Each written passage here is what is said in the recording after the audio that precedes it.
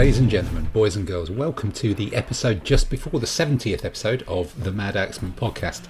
Of course, there's a full set of 7 this week. Lockdown hasn't ended and we're not all running through the fields. Possibly those fields are weak with great abandon playing soldiers. This week we talk about painting tartan. There's a bit about Danish infantry. Hobbits get a look in. We also actually look at O Group, a proper set of rules that's been released this week. There's a discussion, of course, about selling rats on eBay. We talk about the ADLG basing, waterslide transfers. And also we have, I'm sorry I think you're an arse, with Adam going full bore, full on, before we finally stagger into Andy's quiz and then into our wrap up of all the usual painting and gaming nonsense. Enjoy the podcast.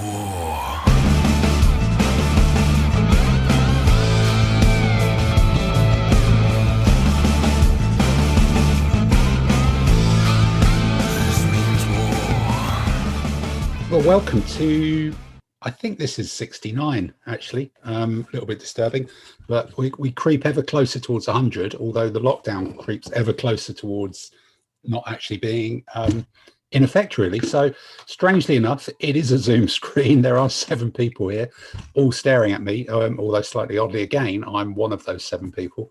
But without further ado, we will start in our traditional way and ask that question of, what have you been kind of up to on the painting table this week? And let's start this time with Mr. Saunders up in that top corner as you are looking into your electron magneto microscope or kind of very big magnifying glass, possibly trying to set something on fire. And what have you? Oh, you're waving brushes at me as well. What have you been painting up in Harrow? It's now the, hang on, I can remember, Danish garde de Vut. No, that's the. You're not saying the pronunciation's wrong, are you, Dave? I think we've had a thing about that. Anyway, these are Danish guards, so the little cream jackets. Okay. Cream yellow jackets with. You didn't go for butternut as the colour this time. Yeah. So I'm almost finished 10 6-packs just on the last 2. Then 2 lots of 4 cavalry to be done. And some Scotsmen. I'm not sure about the Scotsmen. I've never painted Scotsmen before. I think a lot of people are not sure about Scotsmen, but that's probably a different podcast, I suspect.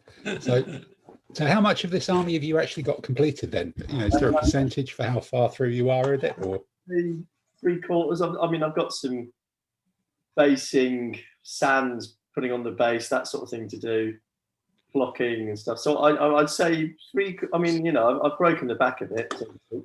I've done 8 of the 10 6-packs. I've done 2 lots of cavalry and 4 bases, and 2 lots of 6 Scotsmen to do. So most of it's done. I've quite enjoyed it. It's been an interesting, different learning curve. Figures I've never seen before.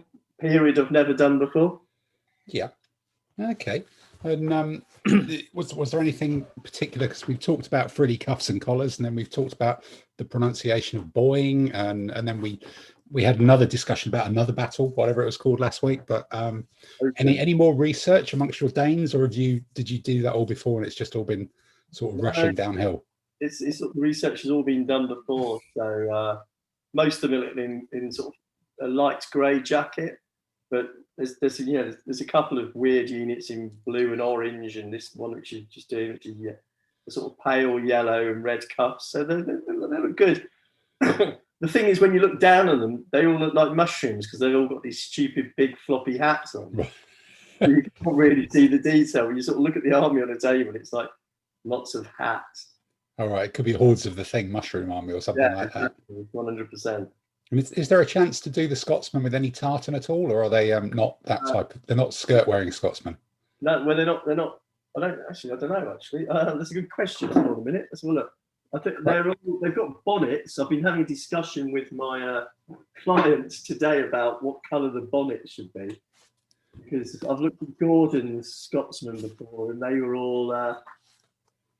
They're all shades of blue, isn't that sort of what they normally are? They look like Smurfs because they were all in little pale blue bonnets, and they just looked a bit strange, to be honest. I guess they're probably Lowland Scots because of the religion and the fact that the Jacobite rebellion, which took place in 1715 and later on, were Highland Scots. my client tells me that what's it called? Not Montrose. It's got that period. Dundee. The Covenanters. Covenanters was over by this period, so the bonnet. I mean, I think we're talking about having a mixture of bonnet colours, which make it. These guys they've got little sort of like cloaks. Okay, that sounds like a great opportunity for tartan. If they've got cloaks, you can't resist, can you? Surely. Well, exactly. That's going to be the tartan bit. I think the rest of it. There's 2 6-packs of Lowlands Scotsmen, so one's going to be fairly regimented and sort of more in uniform. The other one's going to be a bit more irregular, a bit more auxiliary. Have you done tartan before? No, never. Right. I think. Well, I've done it myself and surprised myself about how effective it is, because there's sort of a trick about making it slightly easier than you think, because you're just getting the scale out. Get someone else to paint it. Get someone else to paint it. That's one of the tricks. But Tamsin, I'm guessing, is this one of the things that you've... I've only done tartan once, and that was on a 38mm figure. Okay. All right. So these cloaks is paint them green, and then do a sort of a linen and a red stripe across them, and then just put dots across to turn it into a, to pattern it, to checkerboard it, I think. Yeah, no, because when I've done it, it's what I did was, it isn't really a proper tartan color, but it looks like one when you're looking at a 15 or 20 odd mil figure. So you do the dark green background, then you do kind of a fairly broad, not checkerboard, but just stripes that cross each other with one color, like a pale blue or a yellow or something like that. And then inside that, the big broad stripes, you just do a thin stripe of red or a different color. So you're not actually doing a proper tartan. It's green background, then a kind of grid, a fat grid, maybe that's the thing, in one color, and then a thin line in the middle of the grid on the other one. And it does actually work. I think I found it online somewhere as a suggestion, and it's one of those kind of, it tricks the eye, but doing things hyper realistic at super small scale isn't really necessary. It's easier than it looks. That's definitely my plan, is to paint the cloak a dark sheet and do a thin yellow stripe. Sure, I've got a sneaking feeling I might have even put a diagram on my website somewhere. I'll have to see if I can remember that, look it out, and put a link to it somewhere or something like that. So I have videos that you can get an idea from. Cujo's Painting Academy. That's Kujo' on YouTube. I actually looked at Cujo's website. Actually, I've been watching them on YouTube. They're actually quite good. Big shout for Mr. Cujo. Yeah. Okay. They do a special Scottish edition or something like that. There's at least one video on there where he's doing tartan. Okay. Check him out. No, Check him out. His site's his YouTube channel's not bad, actually. It's quite useful. All right. Okay. All right. Well, let's carry on going around then. Tamsin, what have you? You were doing. You did faces and hands last time. Which part of American Civil War Soldiers Anatomy have you been mass producing this week? Yeah. Well, finished the Union Cavalry. Well, finished painting. Mm-hmm. So, yeah, that's quite a lot of them. I can see that. Yeah. And I've started now on the Confederate Cavalry. 90 cavalry and 15 for generals bases. So it's going to be quite a clash at Brandywine Station, isn't it? Really? Yeah. With all of those. Well, Brandy Station. Sorry, wrong one. Yeah. Brandywine. I know they're small, but these aren't hobbits. Right. Look, it's all a blur, isn't it? It's It's all made up. There was a battle of Brandywine. That was in the War of Independence. Oh, of New Zealand, was it? Or no? No. In America in 1770 something. Okay. All right. So with the Confederate Cavalry, so far I've got most of the work on the horses done. Just need to do the bridles and the sort of saddle blankets. Yeah. Have you got so armed with shotguns? 6 mil. This is 6 mil, Andy. Yeah. The troopers have got sabres out. They're lucky to be armed with heads sometimes, Yeah. or arms possibly. I'm only asking. You're not being critical. No. Yeah. Okay. And I'm trying to remember. You've got infantry to do these, to go with these already, have you, or somewhere? Yeah, I've got some infantry, some cavalry, some artillery, and generals already, but it just needed some more cavalry. Okay. And then in your world of not being unfaithful to one project a week, you do count dallying with preparation. Yeah, as, I've done a little not bit. technically being unfaithful. I've done a bit of prep, a bit more prep on the US paras. So is that prep like, the basic 6 colours or something? The cleanup. Oh right, okay. Cleaning up. Do you have like a special thing that you buy at Wilkinson's that you clean them up with, or is it just? Oh no, this is for sort of cleaning off mold lines, moving down, sort of grinding out the bases a bit at that stage. And there's no special, ion powered vortex blaster no, that you use to sand them down. It's just the blade of a knife. Once I've done all the filing, scraping, I just go into the tub with some hot washing up water. Okay, just get all the different bits and pieces over. Yeah. So a fairly straightforward week for you then as well. Yeah. Okay. Although would have got a bit of paint. Didn't get any painting done today because I got distracted by reading my PDF of O Group. Yes, no, that came through for me as well. The PDF of that. So did you get a chance to properly digest any of it, or obviously if it distracts you from just to get an idea of what I need, and now it's thinking about what scale to do it in. What is O Group? I'm always tempted. Ground scale is 2mm. 2mm. No, that would look very weird. Very, very weird. What is O Group? Oh, O Group. O Group is the new what is it? Battalion level? Yeah, each battalion supports level. It's David C.R. Brown who did General to Brigade. Is it General to Brigade? Yeah, and the Civil War one as well. He did as well. Gone to Gettysburg, I think it's called. Yeah, that's the one.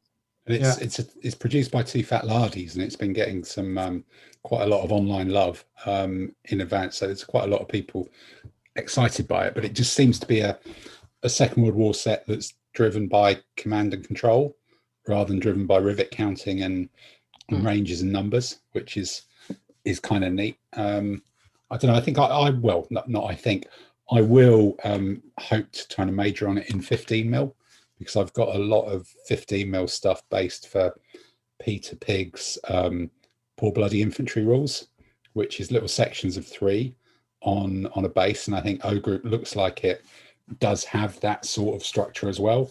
So using all these 15mm things, but it does make me start thinking. You got 10, 12mm for. Well, I do as well. Yeah. 10mm, 12mm for BKC, and I could use that as well, I'm sure, depending on giving it a go. But it's just thinking, can I get these 15s out the drawer? Because it's been a long time since I played PBI, and there's some really, really nice ones in there. So, was there anything else that kind of jumped out from you from a skim through the rules? Not much. I'm just looking through. You're looking at shopping, really. Yeah. Just thinking that, and also sort of wondering when I'll have a few more army lists up somewhere. Yeah, although I suppose at that sort of level of organisation, it's not too difficult to bash it together from tables of organisation. I wonder how close they are to some of the old Flames of War books, because they always had tables of organisation and stuff in them as well. Possibly. They're probably not too difficult, to be honest. Yeah, probably doable. No, but I think it looks interesting. I've got a couple of days where I'm going to take the PDF on my iPad and kind of read through it over the next couple of days. So maybe have more of a view on it next time we gather in a week or so's time. Okay, Andy, did you receive yours as well? Did you order? Yeah, I've downloaded mine today. I've just started reading through it. I haven't got very far with it because I've been working, but I watched some of the Lardy videos on how to play it, and they seem quite instructive. And if you've looked at those, when you read the rules and all the little bits I read so far, it seems to hang together quite well. Yeah, no, I saw some of those videos as well. They were good, weren't they? Yeah. I thought it was really interesting the way the video started with command and control and objectives, and then I think it was like the fourth video before they got onto the mechanics of firing and movement. Yeah, that just wasn't important, or as important in the rules, which I thought was kind of neat. Just even as a matter of principle. Yeah, well, I mean, I think my major doubt with most World War II games is how much terrain do you need to make it look realistic and work properly, and how I don't know how big the table needs to be. I'll probably end up fiddling the size of the table simply because the amount of space I've got available, and the fact I've got 10 mil, so I might like convert inches to centimeters or something. But I'd be interested to give it a go. 6x4 table works out for O group about 1 mile square. Yeah, It's 1800 by 1200 yards. So yeah, well, I will see, but it certainly from what I saw in the advertising blurb and the videos and that, it looked quite interesting, and I thought, well, I didn't need to buy an awful lot of kit to make it work, so I'll give it a punt. I did wonder as well. I think there is, because I found it. There's a lot of stuff on Tabletop Simulator for bolt action and Flames of War. Lots of little rendered models and terrain. It's some huge terrain layouts. Chain of Command as well. Chain of Command as well. Yeah, that's true.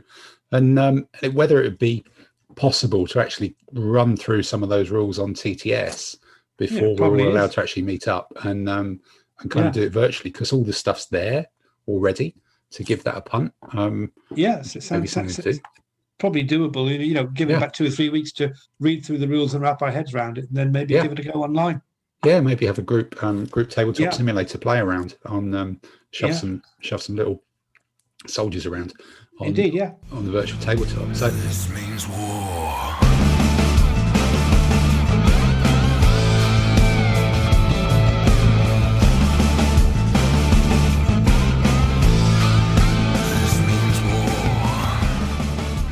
Andy, have you done your skeletons yet? The thing that was going to take you months, but suddenly seems to take less time. Yeah, I've finished all the infantry and cavalry. I'm now painting. What else is there? I'd hesitate to ask. Well, I did 6 chariots. I'm now painting up.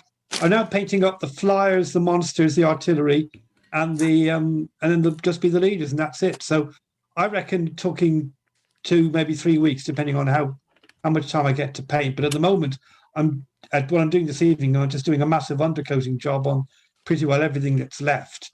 What kind of monsters does a skeleton army have, other than just it's got giants, skeletons, skeleton dragons. Well, it's got all of them. It's got the full set, which could be like apart a command from the vehicle. Jellyfish. Doesn't have jellyfish. No, it doesn't have jellyfish. No, but it's got a bone giant. They look pretty horrible, and a sphinx. Skeleton Sphinx. Yeah, and it's got a heavy artillery thing that fires skulls. Well, you would do. You'd have quite a lot of them lying around, wouldn't you? I guess. Although I suppose your soldiers would get a little bit irritated if they fell asleep next to the pile of missiles. Well, kind of ready to use ammunition. Yeah. Yeah, they could get flinged over there. Yeah, and the flying stuff is vultures. So I've got six of those, so I can make about 2 or 3 units out of it. Do they attack people, or are they actually for transport, for picking up some of the skeletons and taking them? No, they fly over people and poo on them. I think that's what they do. Right. Well, obviously, I should have realised that. Okay, so have you picked up any? That's the seagulls, not the vultures. I'm getting mixed up. Sorry.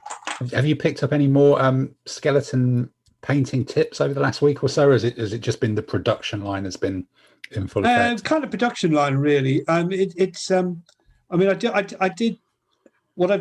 slightly change my technique in the sense that I did the bone main colour. Well, undercoat and grey. I always undercoat and grey primer, because it means I can see what I'm painting, and it also means that if you're painting a light colour, you don't have to do too many extra coats on it. Then paint the main lot bone. Then put the inky, what do you call it, army painter brown tone on it.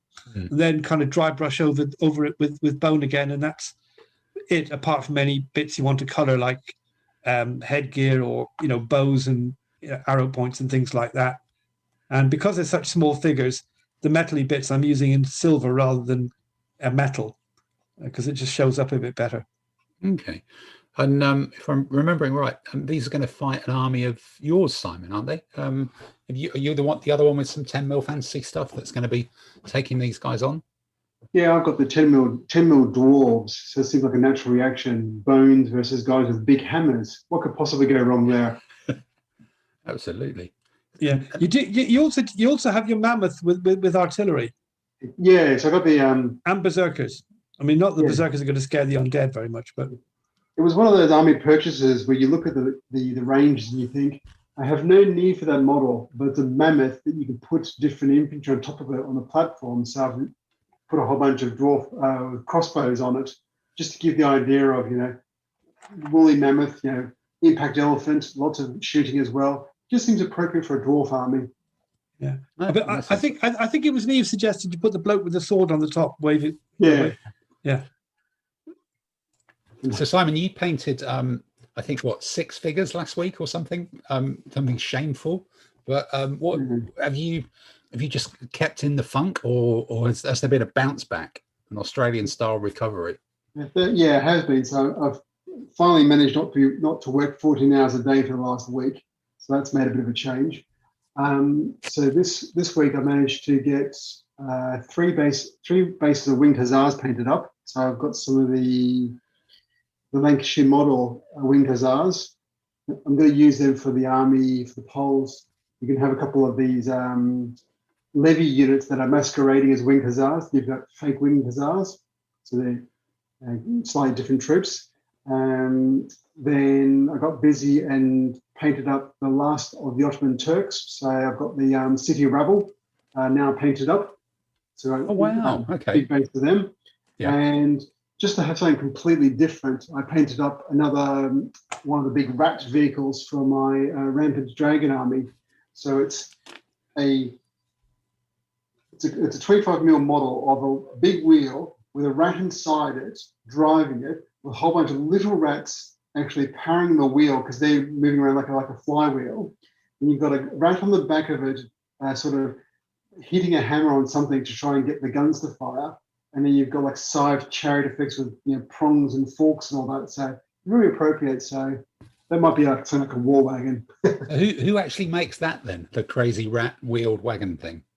It's one of the Games Workshop Skaven range. So they have a whole bunch of these random stupid vehicles that are completely implausible, but you've got to have one. So I've got 3. Oh yeah, of course. Do they come in a pack of 3? Is that the way Games Workshop bumps its profits up, or? Oh no, it definitely comes in a pack of 1. But it was one of those eBay purchases where you look at what you could buy. I could see the infantry, and there was 1 vehicle. And then when the box arrived, this guy had obviously just cleared out his cupboard, and put everything, David, into 1 box. Like, ooh, I've got 6 vehicles. I don't need those 3. They're going back on eBay. I'll keep those other 3. So happy days. Okay, brilliant. So did you actually end up making a profit on that sale then? Did you sell the 3 for more than you bought the 1? The other 3 vehicles basically paid for the rest of the army. So I was rather happy at that. No, that's fantastic. That's doing a bit of cost profit neutral. trading. Yay! That's good. Okay. So it's been kind of finishing up the Ottomans. They're now done and in the box and awaiting. And so is there anything else that's started in the pile, or has it just been doing the hussars? So the one that started now is I started looking at the Alexander the Great and the hoplites, looking at how, before I paint them, just looking to see how I can base them up. So playing with the idea of, especially with the Alexander the Greek, the pikemen, whether I want to have 12 or 16 on a base, or just 9 or 12, just to give that nice effective pike. But you also don't want to have too crowded that you lose half the point of the detail of museum miniatures. Yeah, no, I'm a big fan of 12, 3 ranks of 4, because they're all going to be next to each other, so you do want them all to be shoulder to shoulder. Isn't the next version of the rules just 3 ranks of 4 anyway? Well, I think the next version sounds like it's going to have the 1 UD square base for pike will be the default rather than the option that we suggest you do. And the 3 DBM bases of pike will be the option rather than the default. So it won't actually change for what you can actually use if you want to, but just I think the weighting is probably going to change just to be more to 1 UD square and stick them on that thing. I've been basing a lot of my new armies on 1 UD squares for the main infantry and mounted anyway, because it's you can buy those big bags of 40mm square bases. You buy 200 of them at one big hit, especially with some of the some miniatures where, especially like the Lancashire models, their pike and all that are a little bit fragile. Having a bigger base means you can protect them a little bit more. Where some ranges like your Museum or Essex, the pike are pretty tolerant of quite a bit of abuse. So but having a 40mm base just makes life easier, because then it just, you don't have to worry about 40 or 30. Just wheel, turn, 1 UD square. There you go.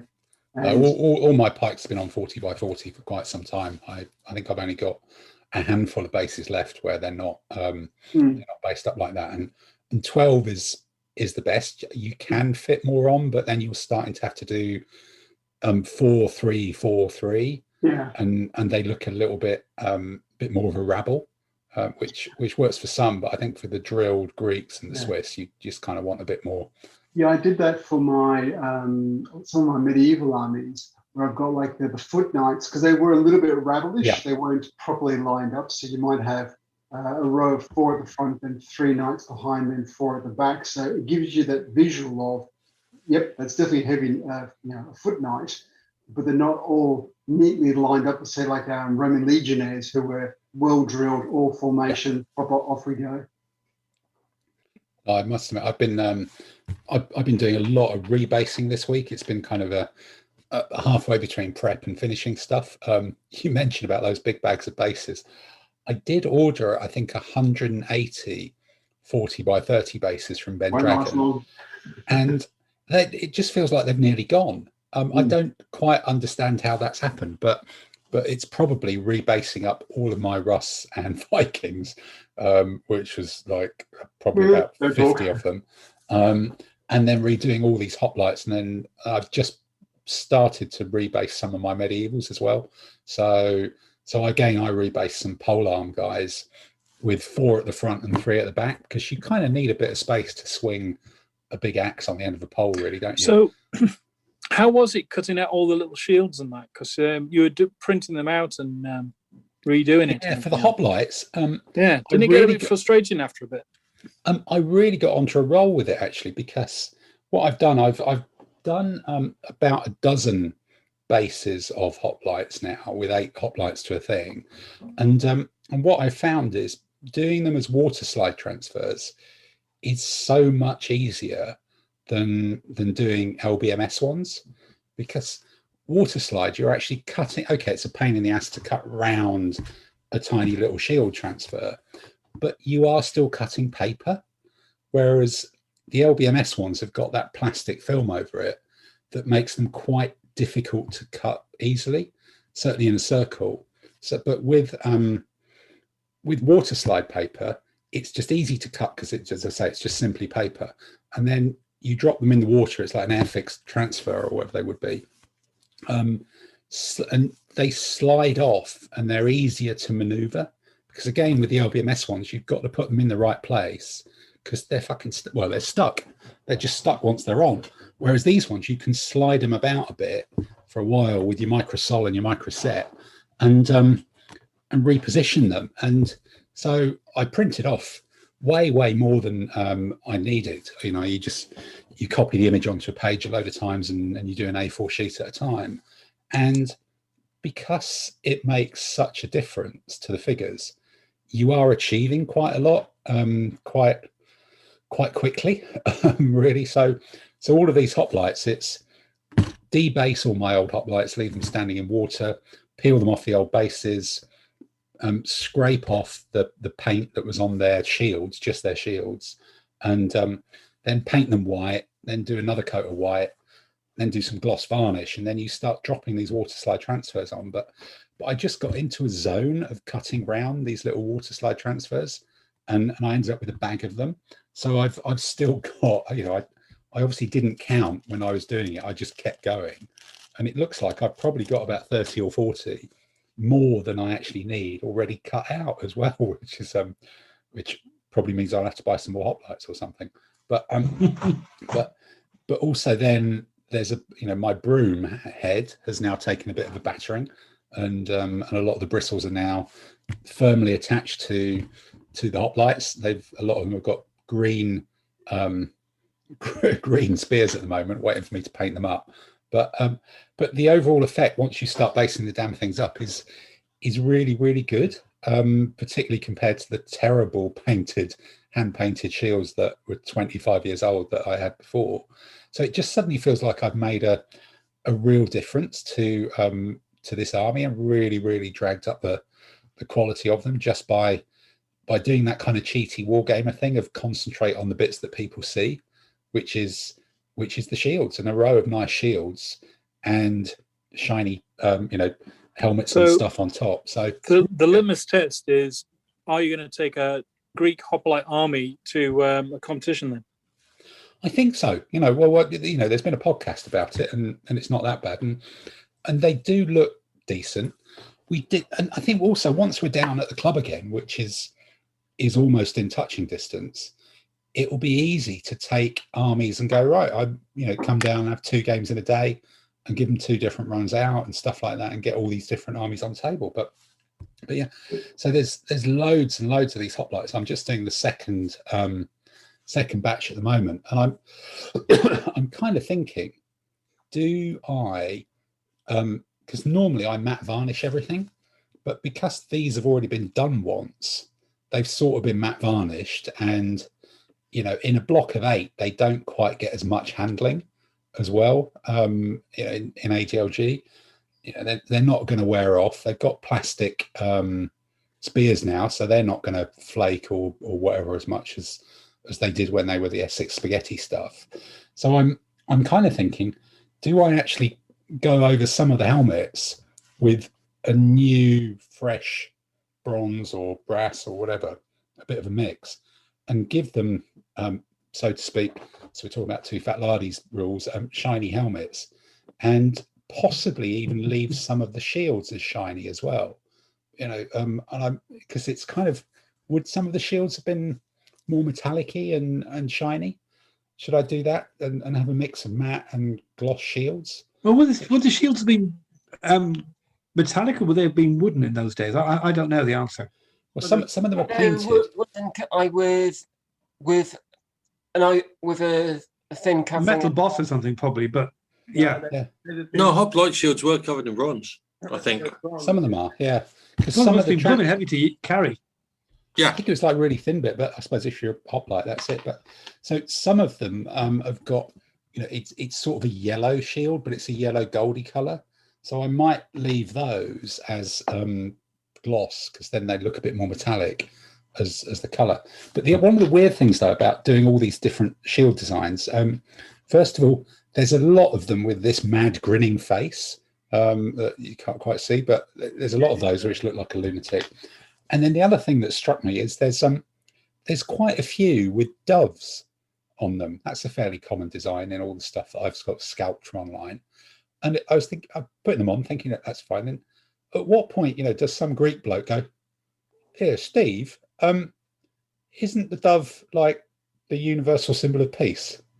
What are we doing with this on the front of our shields here? Is this a secret surrender?" Where do you think the phrase "make peace, not war" came from? Well, probably not from my 15mm hoplites, but it's just, surely someone would not put a dove on the front of their shield. It might be the emblem of a particular goddess of some city or something. Now, I know, I'm thinking, yeah, but was it a universal symbol of peace then? But it's the dove and the olive branch. It's got to be kind of Greek, hasn't it? Yeah, they were just trying to send a message though by carrier pigeon. Yeah, have this shield boss in your face. Yeah, it could be, and have a bit of this shield with you. But so there's some of these, and then there's some really nice ones with all sorts of other odds and sods in it. So they look really, really eclectic and really different. So it's been very pleasing, but it's such a multi-step process. Scrape the thing off, paint it white again, put gloss on it, put a layer of microset, then slide the transfer on, then Tim, put a layer. Put it in the way. If it wasn't for the pandemic, would you have done it? No, God no. Pandemic and early retirement has it's absolutely motivated me to do this. But it's, you know, I have been thinking about replacing these for a while, and I had done some of them, but to actually kind of blitz through the whole lot and then think, once I've done 18 of them, that still gives me about another 10 or something that I can probably sell off and just create a bit of space, which will be kind of decent. And then, yeah, I've done some pervises as well, making pervises for some, what are they called? The Teutonic crossbowmen. So, again, printing off some pervise pictures of actual real pervises and then mounting them on sort of thin card or reasonably robust card and sticking them in front of some crossbowmen to come up with these really very Teutonic kind of crossbow pervise units, because I'm still getting more and more into the idea of having different pervises. And then the other bit that's been super prep has been going through all of my old Merliton 15mm communal Italian infantry and dunking them all in the bio strip. And it was like 2 different tubs worth of, or 2 different batches to kind of trim all them, or, you know, strip all those down and get them all back to bare metal. And so I think yesterday I stuck plastic spears or plastic broom bristles on 90 spearmen of different types pre undercoating, and then suddenly I'm kind of thinking I've got about 4 different armies on the go that are all able to be undercoated at the same time, which I'm not sure that's a good thing. I am going to have to actually start painting something. I've just gone kind of prep crazy, really. I've been rebasing and prepping, and I've not actually done any real painting for an awful long time. But other than that, it's been kind of, it still feels productive because I'm getting close to having a lot of units very, very quickly that look a lot better than they did a while ago. But no, it's been successful from that point of view, and but without actually doing much painting and stuff. But so kind of basically you've been doing a unit sprinkling. Yeah, I've been doing kind of a unit tarting up kind of thing. Maybe it's thinking about events coming up and thinking I want to get some stuff that I can put on table because it now feels almost touchable. But so this means you're going to take Russ to the step competition, is it? Yeah, that would be a challenge, wouldn't it? That would be a challenge for everybody. But yeah, maybe drop them on there. This means war.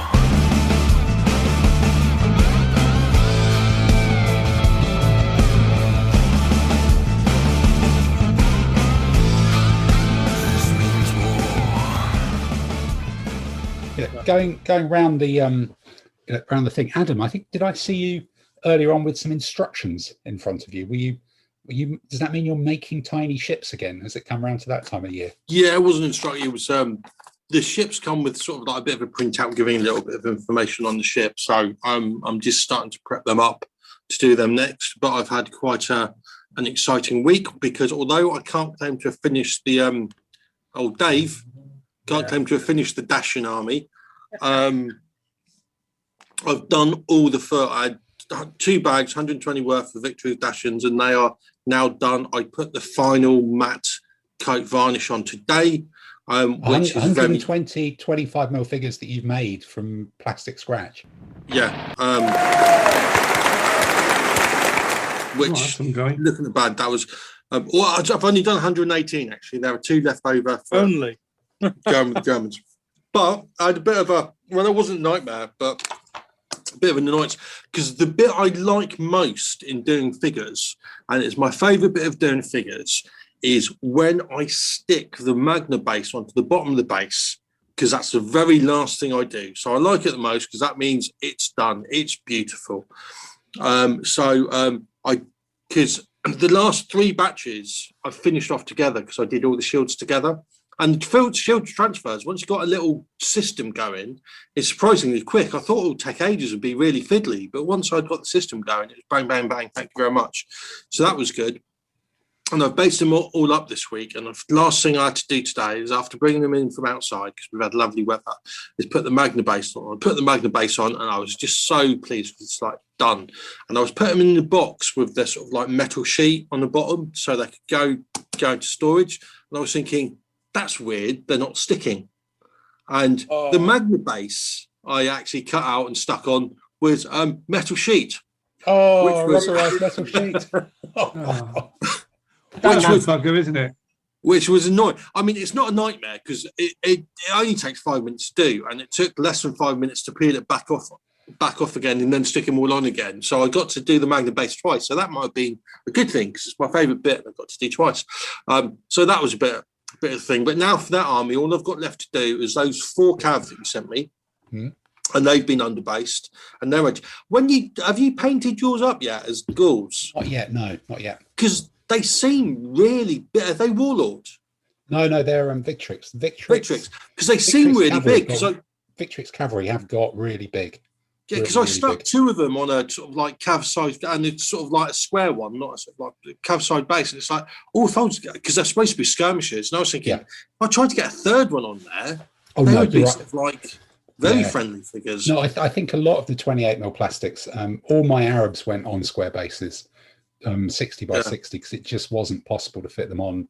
But it's like tall. the depth that had to be 60 by 60. But I'm talking about the width, just to get the 2 on there, sort of like very close to. And if I had tried to get a 3rd one in the middle, it's like, oh, that's the Mongol cavalry that I mixed into some of my Arabs next. So I've got some gripping beast Arab cavalry, and then some Victrix Mongol cavalry as well.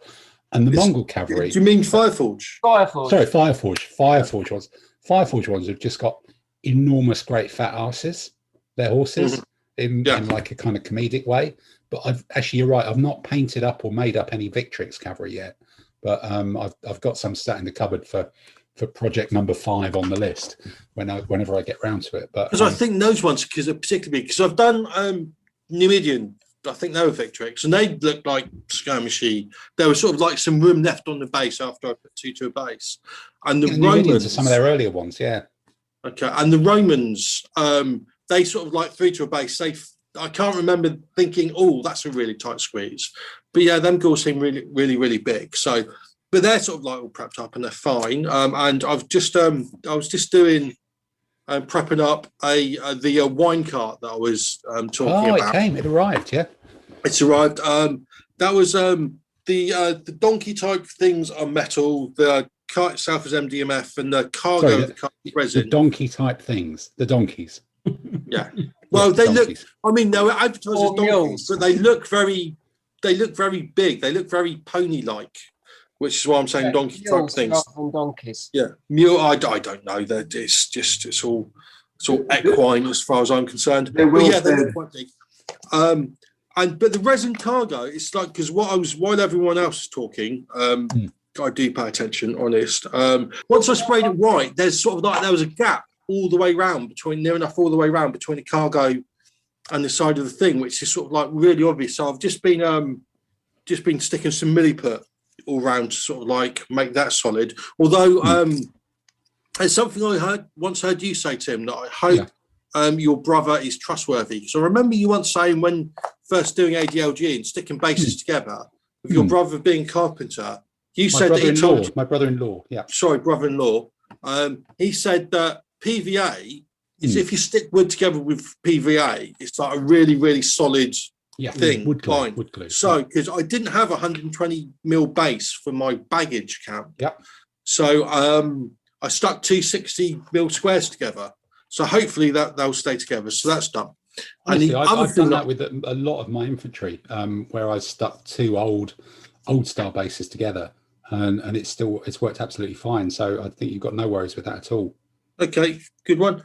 And the other thing that I ordered when I ordered that cart was I ordered some animals, because although I didn't think animals were good for baggage because it looks a bit like cluster, for ambush markers, quite often I see people with ambush markers and they just put down a wooden square or something, which is functional, but it sort of doesn't take very much effort to do an ambush marker that looks a little bit scenic. And what I've always done for 15mm was I've got all my old DBM bases, which has far too much spacage going on. And I've got a scene of a peasant hut or something that I've used. So I thought I would just do some animals sort of like on a base, a proper made-up base. Did you pick out, because war bases do all sorts of animals. So did you pick out like their forest friends or something like that? Well, no, I've got 3. I've done 3 bases because strategist needs 3. So the first base is no one here but us chickens. Yeah. Okay, so Yep. that's the first base. The second base is a badger looking suspicious. So you know where I've Badgers ambushed my always medium look knights. suspicious, though, don't Yeah. they? Yeah. Exhibit A. You know where I've ambushed my medium knights. Yep. And just sort of like, because I sort of like looked on the internet about what a badger actually looks like. Because if I'm going to paint it, I thought, oh, right, that's what it looks like. Have you not been part of this podcast for the last 20 weeks? Well, I know and it's the thing is, I said that Peter's hair was starting to look badgerish, but I knew it was sort of like, I knew badgers were sort of like black and white, and I knew sort of like they were sort of like they had that two-tone look going on, but I didn't know whether they were wearing zoot suits or what the actual pattern was. So piano key tie, something like that. Yeah. Yeah. So I had look, and one thing I came across, because it's like Google throws up things, is have you ever come across honey badgers before? Oh yeah. yeah. They're hilarious, aren't they? It's Well, like, not necessarily Absolutely nuts. all things are relative, but yeah, I suppose they have got their funny moments, yeah. It's like there was one on YouTube. It's like because it said badgers, different type of badgers, colorations, and honey badgers are just mental or something like that. Yeah. So I like had a look on honey badgers on YouTube, and there's things like a honey badger walking into the middle of a pride of lions, and and the pride of lions run off. Yeah, well, the voiceover was going, there are 2 mature adult females and 4 less mature lions, and the adult females want nothing to do with it because they've probably come across honey badgers before. Yeah. But the sort of like younger ones sort of like try and sort of like have a go at Fancy that. Sort a of bit, like yeah. honey badger. And honey badgers like, come, just fab. Yeah. And it's just, they're hilarious because they're only about that big and they look really cute. But they are sort of like, yeah, quite funny. So that was good. And my other base is just sort of empty. So I'm just going to do sort of like scenic. And there's nothing there. Or is there? Sorry? Is there? If it's a Roman army, you need geese, as in Horatio. Yeah, I think that's Nelson, isn't it? That's to do with ships. What about flaming pigs for the Romans? They use geese, and the geese warned them that the whoever's arriving out. The Gauls, I think, wasn't it? Or the Etruscans? Then surely that would be a self-disclosing ambush, wouldn't it? That would sort of defeat the object. That would be like, you might as well just put the troops straight on table. ADLG doesn't have room for the sort of like self-mobile bacon, does it? No, it does. It does. They're in, I think they're in one of the armies. Are they in a Spanish army or something? But I don't think it has that rule about they can't affect people across water, which was always the great bit of one of the many great obscure bits of the DBM. Yeah, the flaming pigs are there. Yeah, no, I'm pretty sure they are because Boweda make them as well in 15s. So you can actually even get them, which is it. Okay, so is that well, other than researching honey badgers by accident, which I think is a great result for anybody's week, really, isn't it? Because even the name honey badger, I was thinking, oh, cute, sweet. Yeah, that's the name of Bond girl, doesn't it? Yeah. Yes, yeah, possibly in Peter's own version of James Bond, in which he plays the main character. So, Peter, how's Miss Honey Badger, and how's your painting been this week? When your initial efforts at winged Tirpitzness last week, where you were just flirting with winged Tirpitzness, weren't you, Mr. Bond? I was flirting with them, and basically started doing the horses because I find it cathartic just painting away at the horses.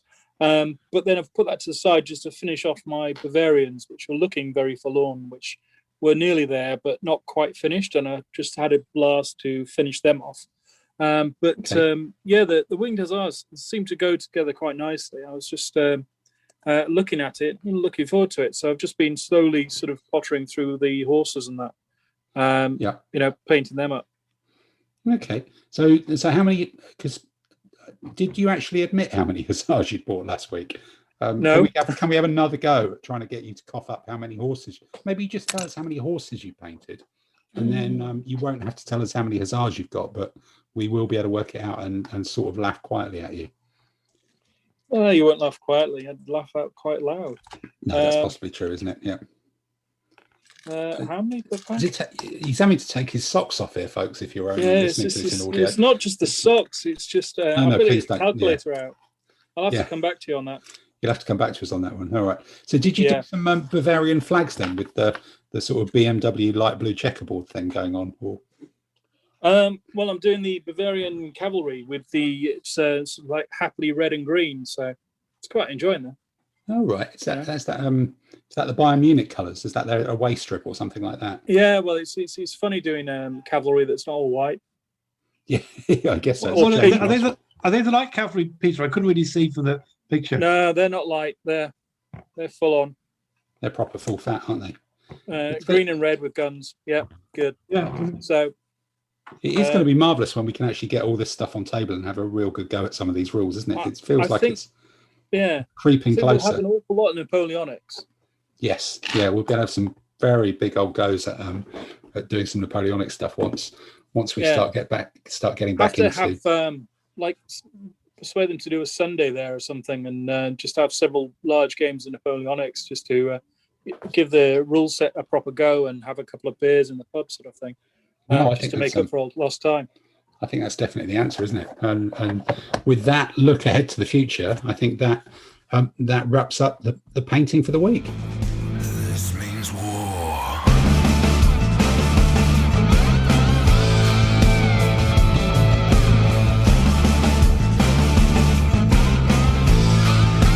This means war. So look, the painting is done. We've almost got a proper new sequence now after trialing it last week, and I think we'll stick with it actually. But last week we delved into deep linguistics with Dave, and you were waving things at the screen, you were playing things off Google, you were telling us about your childhood, and I think our consensus was still that you're a bit of an arse. But in this week's episode, we've got Adam, who is boldly, strongly putting himself forward here with I think your issue this week is that perennial War Games classic of War Games scales. So I think let's roll the theme music, and we'll be into this week's episode of I'm Sorry, I Think You're an Arse. Coming up next on Madaxeman Radio, it's I'm Sorry, I Think You're an Arse, the antidote to informed discussion shows. At the piano this week is Scott Joplin, and your chairman is Sir Humphrey Humphreyson.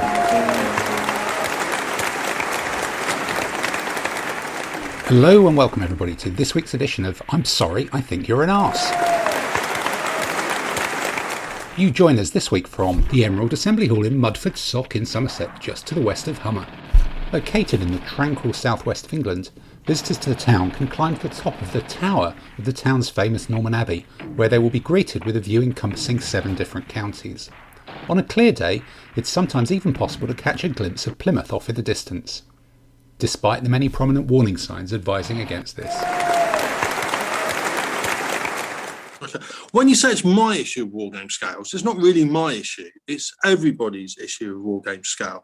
And there's a good example. It's a conversation we just had about the Victrix Gallic Dacian cavalry being somewhat large for 28mm.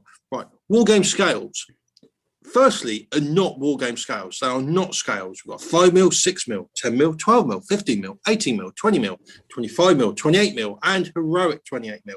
These aren't scales. These are just like various numbers that people I mean, what does 15mm mean? Okay, 15mm. Well, it's obviously not to the top of the figure because he might be wearing a hat, which would completely change it. So quite often say, oh, it's from the foot, from the toes to the eye. Well, what if the bugger's crouching down? Or what if he's a horse?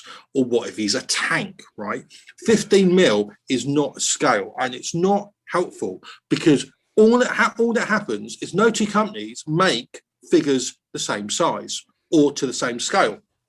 So quite often on Facebook or chat groups, you get things like, oh, the new 15mm figures from, or 25mm figure from whatever company. How well does it go with other companies' 15mm figures? And there's sort of like a whole debate about, oh, can I buy these ones? Do they go with them ones? Do they go? And you even hear terms like, oh, Peter Pig, they're true 15mm figures, which means all the other ones that you're calling 15mm ain't 15mm figures. They're another bloody size. So you can't mix and match.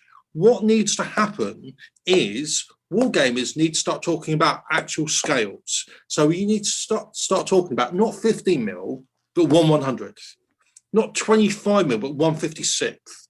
Okay, because then you can just sort of like be sure that when you're buying figures, they're the same size as the other figures you're buying. And when people are reviewing them, they can say, well, don't bother with them. They're out of scale. They're not big enough. Or usually it's always they're too big, because you had 25 mil, which turned into 28 mil for some reason that I'm not sure. And then that turned into heroic 28 mil, which is actually 32 mil, which is what war games figures were in the 1960s. And people in the 1960s thought that was too big, so they invented 25 mil.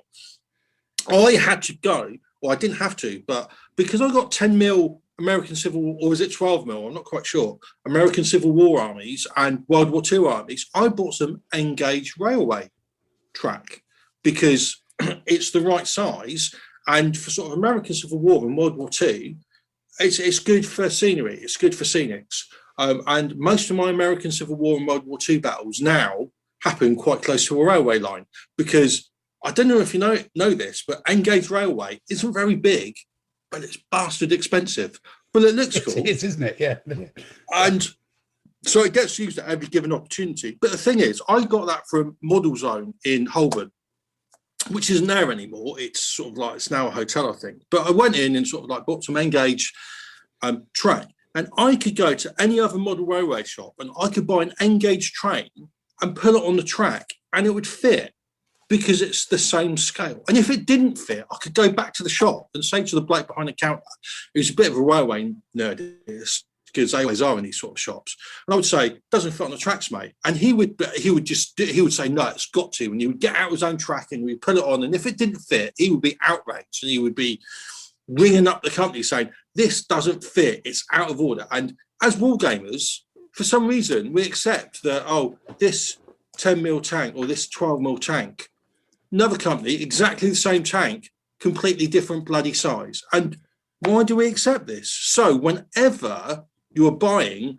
new figures, email the manufacturer and say, I just want to check. You say that these figures are 15 mil, but that's just an arbitrary number. Can you tell me what scale they're made to, please? Can you tell me what scale they're cast in? And get the manufacturers to say what scale they're doing, because then you'll know exactly how big they are and whether they match up. And then maybe wargame manufacturers will start being honest about the size of the figures. There you go. That's me for today. So you're talking about when having conversations online. Do these 15mm figures fit with this manufacturer's 15mm? Someone will always interject, well, you can get these ones from Esky, which are 20 mil. Or these ones in 28 mil from Warlord are better. Yeah, but you're just proving my point. That's a good reason not to have those conversations. I think, Tamsin, you've got a very, very good point there, because what that allows you to do is it's kind of like a filter mechanism. So there is a lot of people online in the world of wargaming internet who talk absolute tosh, but because they hide behind anonymous names sometimes, or they might live abroad or stuff, it's very hard sometimes to work out who the complete toxic idiots you want to avoid, like the plague, are, who are just actually there to push their own opinion but are going to try and sort of sneak it in later on, and you don't really need to. But because different manufacturers have different scales, you always know you can ask that question. And as Tamsin says, within 3 posts, when you're saying how big are these two 15mm figures, somebody will go, the 28s from these ones are much better. And then you can go block, delete. You're an idiot. I'm never going to talk to you. So you're saying it's a feature, not a bug? I'm saying it's a feature which has a knock-on benefit in the internet world, because it allows you to identify plonkers that you don't want to listen to. So much more easily. So would you say that in 2003, when Office Word for some reason kept redoing all my typing on Word to sort of like 9.5 Comic Sans, that was a feature, not a bug? It's not, because what you can do, 9.5 Comic Sans is a font, not a scale. That's the issue. You'd still have those conversations, because instead of talking about is it the size that it claims to be, right? I mean, I remember Dave not never being able to find a janissary to service his needs because he thought they were all rubbish, right? If a new company, that was a fabulous 6-month period of our lives, wasn't it? Every week there was another failed janissary experiment that would. But if a new company bought out the perfect 15th century janissary, that would be brilliant. Apart from the fact it might be sort of like 20% too big, but you can still have those conversations because instead of saying have they made it the right size, you can talk about style. And I don't mind companies making figures in different styles because then that's sort of like custom choice. I mean, I said yesterday about 15mm figures. I really like both Corvus Belli and Merlison. Very different styles. Would never use them together. Like them both. There's a conversation there about which to use, which you prefer. That's fine. So you can still have those conversations to isolate the nutters. Although in this hobby, the nuts is quite hard to isolate because there's herds of them roaming across the plains. But you can still have conversations about best war games figures without having to sort of like pretend that they're all the right size when they're bloody not. Can you not have those conversations about style with an extra layer of geeky complexity that involves numbers and maths? And because one of the great things about style is a subjective discussion and then it sort of peters out. But the great thing about wargaming scales is surely that scale is a subjective discussion because you can go, these are 15mm, and then other people go, no, but these are 15mm. No, that's not. And then you're some right, of them it is a subjective discussion, but that's not a great thing. That's a bad thing, okay? A Sherman tank from two different companies should be the same size in the same scale. And saying, oh, this one's bigger than that. Well, but does it matter? Wrong. Yeah, because if you've got a Sherman tank that's 25% bigger than that one, it's just like, oh, that looks a bit shit, doesn't it? And the whole reason why we do this hobby is because it's supposed to look good. That's the reason why we do toy soldiers rather than cardboard counters, even though you can get nice looking cardboard counters. But that's the reason why we do it, because it looks good. So if you've got a giant next to a pygmy having a fight and they're supposed to be the same size, you're playing that game that Andy plays. One of them is going to be a skeleton, isn't it? That could be it. One could be a dwarf, one could be a skeleton. I just made the point that human beings aren't made in the same scale. So why should we expect miniature figures to all to be exactly the same height? Yeah, no, they are made in the same scale. They're all 1-to-1.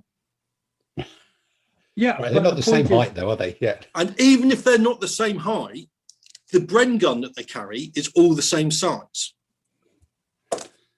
Isn't it? It's the equipment's all the same size. Well, I might be a sort of like 6 foot handsome geezer, and you might be a sort of like 4'11" dwarf. But if we're both carrying the same rifle, the rifle's the same size. So it should be I think the same if you both had the same zoom filter, you'd both be a 4'11" dwarf as well.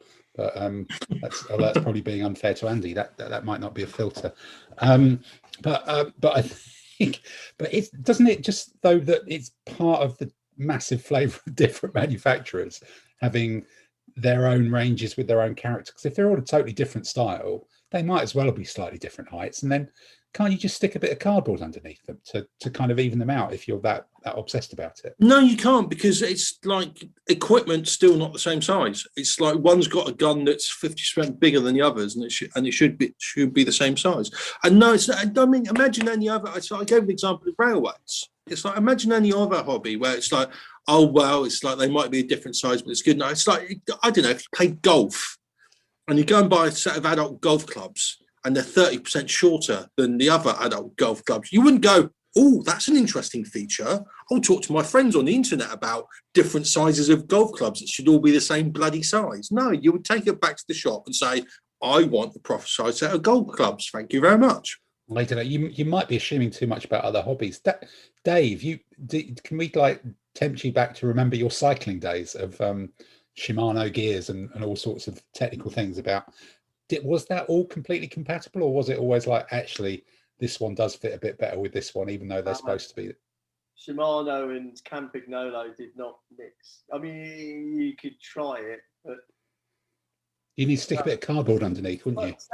Saying that, if you've got a 52 tooth ring on your front of your bike, then it's always the same number. I mean, that's always the same number of rings. It's the same diameter and things like that. Yeah. So Dave, if you bought a 30-inch wheel from one company and a 30-inch wheel from another company, would they both be 30 inches? No, not necessarily. Well, I would bloody complain. I would take it back and complain. I would say this wheel's the wrong bloody size. And the bloke in that model railway shop would say, "Sir, please go away. I only deal with trains. You've got to stop coming back here." No, was a scale. Yes. Yeah. But 15 millimeter is not a scale, is it? It's just 15 millimeter. That's what I'm saying. It's just a random number that manufacturers sort of like say, even though it's relevant to nothing. It's like, and again, the point of sort of saying, "Oh, this is a real 15mm figure," which means all the others aren't real 15mm figures. They're just sort of like some other random nonsense. Wouldn't that take like a lot of the art out of the hobby and the creativity of it? With these people had to do some sort of scientific, scale foot to eye thing. It's a sculptor expressing themselves, and if their little bloke is a smidge shorter than the next little bloke, but they're all kind of consistent and look cute. What you're talking about is outlawing Mike's models figures, really, casting them out into the wilderness. Well, funnily enough, I'm not, because they're probably bang on 15mm, to be honest. Well, okay. Yeah, but they're a bit chubby though, aren't they, really? They're very well upholstered. But it's like a Tamiya 1350 model of the Tirpitz. That's a sculptor expressing his Tirpitzness. And it's like the size is correct, because they've got a sort of like. But the problem is, Adam, is that at certain scales, if you just did it exactly to scale, the figures would look out of size, because the smaller the scale, it just some work better than others as to how it's actually set up. So if you actually did it to scale, you wouldn't have, say, the detail in some of the aspects. Also, I don't understand what you mean. Things like weapons and equipment would end up too thin to be able to cast. That is a good point. Yeah, weapons and equipment are almost always bigger than they should be. Sword blades would be microns. Okay, and for the casting process, you might have to thicken them up. But a 6-foot spear on one figure should be the same length as a 6-foot spear on another figure, because they're both the size 6 of a foot. tree trunk, and then it just looks fatter. You're being fattest rather than lengthest. You're talking about Mike's models again. Yeah, true. Actually, yeah, you could be right. Yeah, and the back of those horses from Fireforge as well.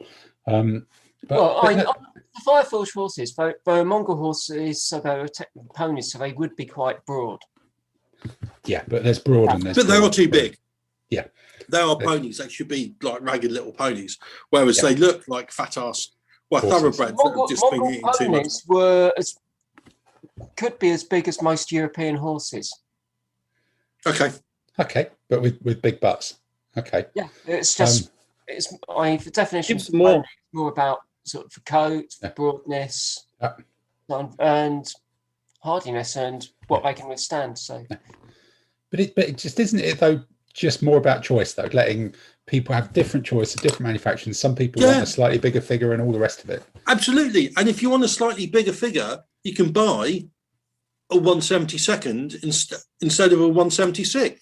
That's absolutely fine. Or if you want slightly smaller, you can get a 1/100th. But at least you'll know if you buy a 1/100th, it will be compatible with the other 1/100th figures, as opposed to, this 15mm, actually they're 18mm. Well, they're not 15mm then, are they? You're lying to me. Or 13.5, the new heroic scale, American Civil War. Yes, and no, that's just them going, I don't want you to buy other manufacturers, because once you've bought these, you can't buy anyone else's, which might work as a business model. It means I don't care how good they are, I'm not going to buy them because I don't go with what I've already got. But I mean, and that's just, at least that's honest. That's a company saying, we're trying to sort of like capture this market, so we're deliberately doing a different size as opposed to doing a 13.5mm and claiming it's a 10mm figure, which is what a lot of companies do. Quite possibly. Okay. Anybody else chipping in to the Adam's relentless rant there of beat it, or have we all been beaten into submission? I'm utterly confused by this scale. What confuses you, Dave? Well, I thought Airfix was 1/72. Isn't that a scale? Ethics, well, the models were mostly 1/72nd, but the figures were described as HO/00, Yeah, exactly. and they were somewhere in between the two gauges, railway gauges. I think they were about 1/78th scale. So it's always been there. So Did you say HO/00? I always thought it was ooh scale. Oh, I think that's the South Coast thing, Adam. That's yeah, you're mixing with too many pensioners. That could be it. Yeah, Down or where you maybe are. it's a Saturn thing. So Yeah. what is it? 1/72nd of what? Hey? Well, that means 1/72nd was So chosen 1 because inch that means 1 inch equals 6 foot.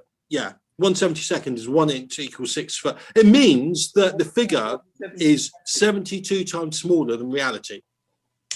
Why 72? Well, they chose 1/72 because it makes 6 foot 1 inch, which is sort of like height of a man 1 inch. That's why 1/72 was chosen as a scale. How does 1/72 relate to 15 millimeter or 18 millimeter? It's bigger than 15 millimeter. So Isn't it more of the maturity of the 15 the millimeter model railway stuff, though? or something. What? So you're saying that if I just wait around another 15 years, they'll start doing proper scales? Yeah, because model railways, I mean, the first ones were set up, late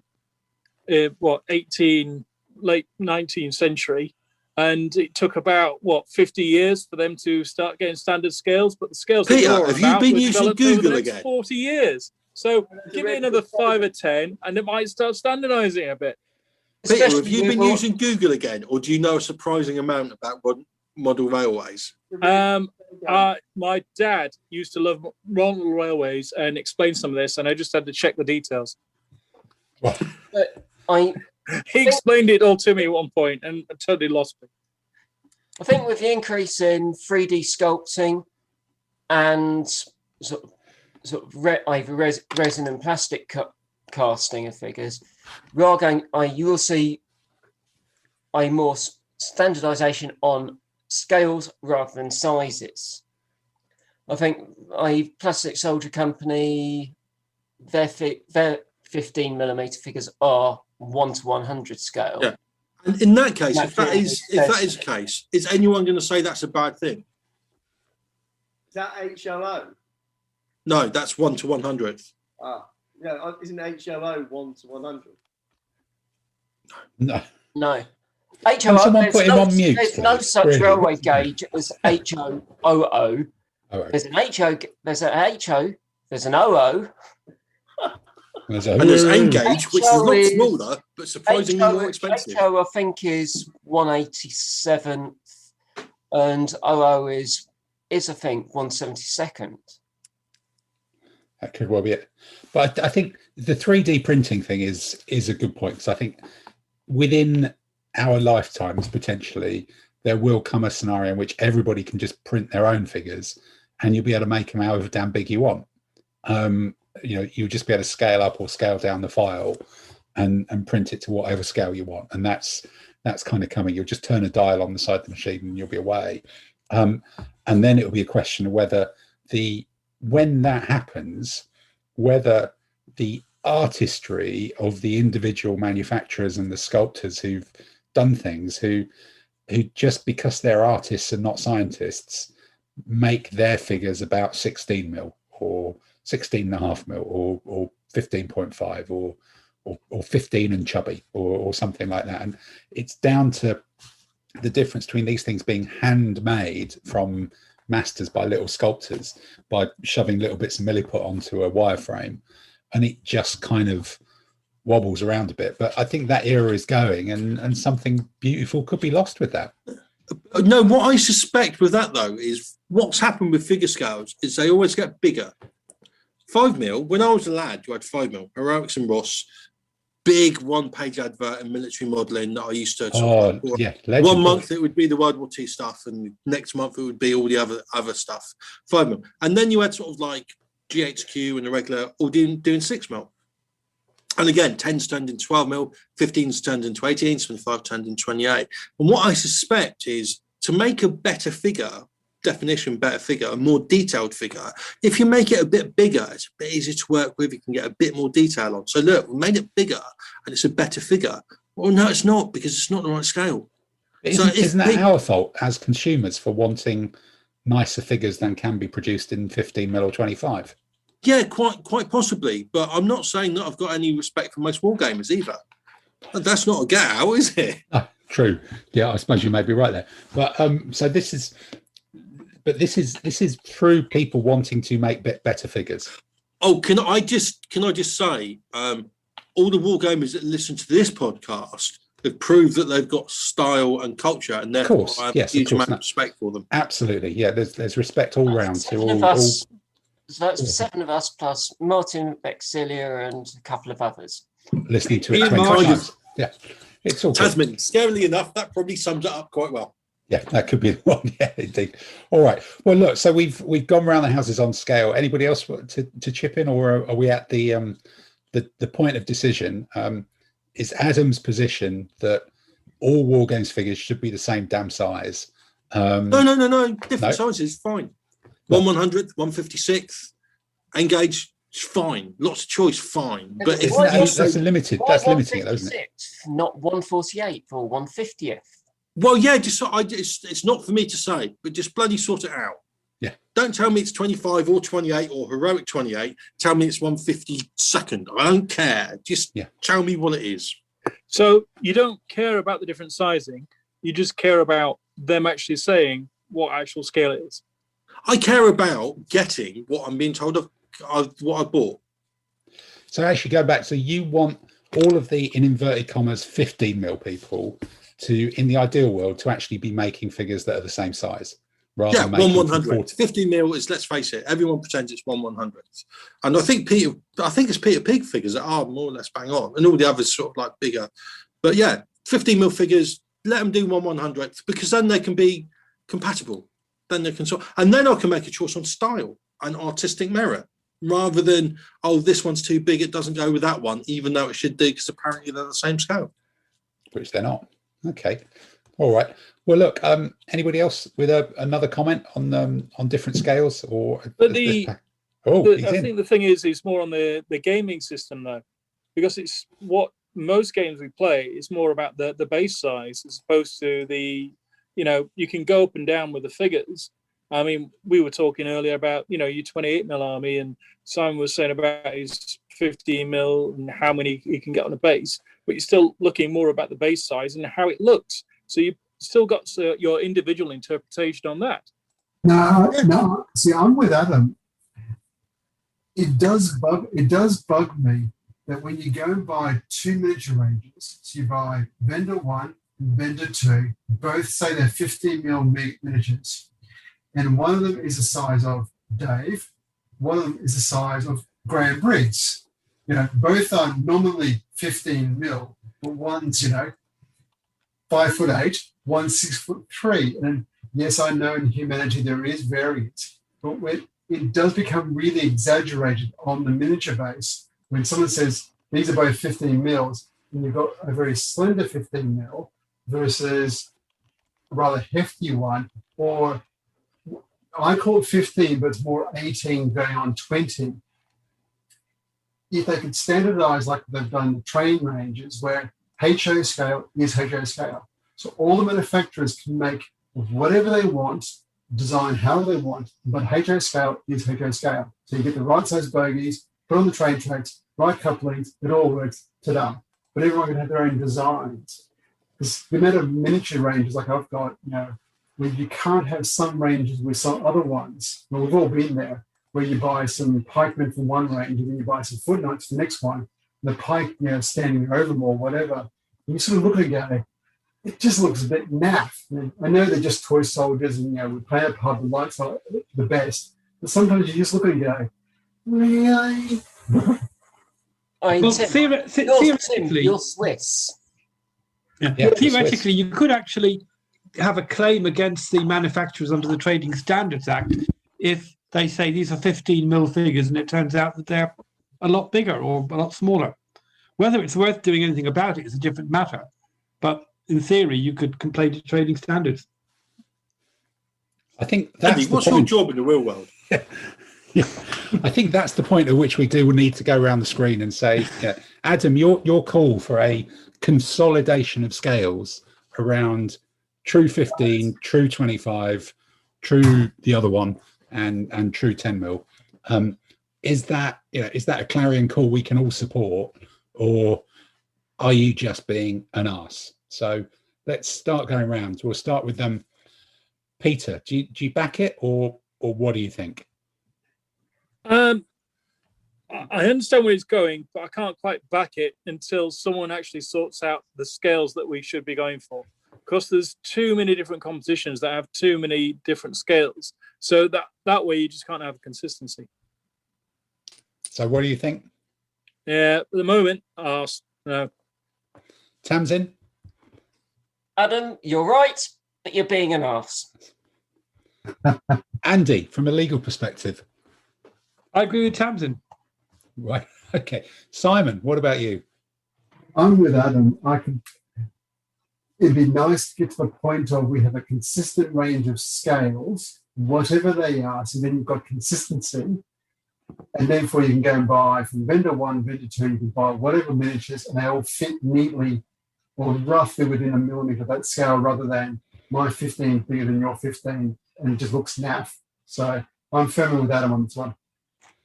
Dave, other than your puzzlement with what the concept of scale actually means, where are you on this one? Adam lost me with model zone being turned into the Hoxton Hotel. So what do you think? I prefer the Hoxton Hotel.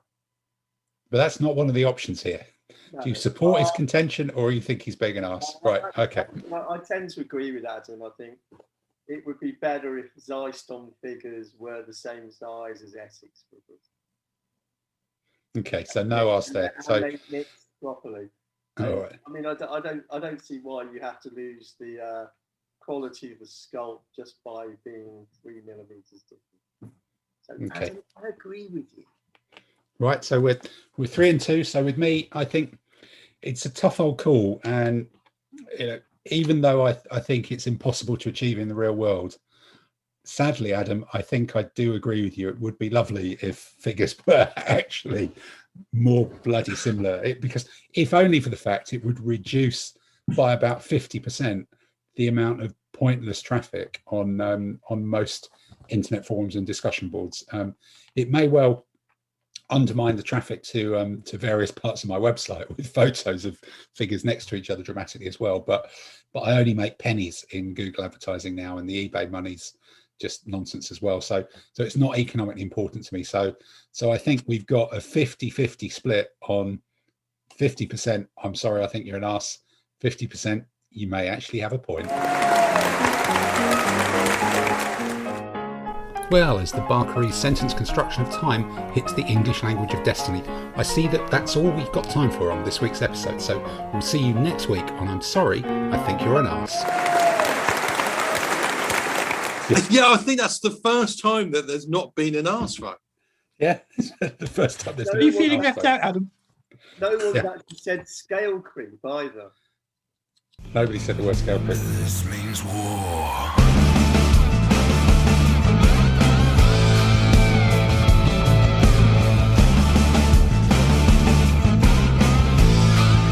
This means war.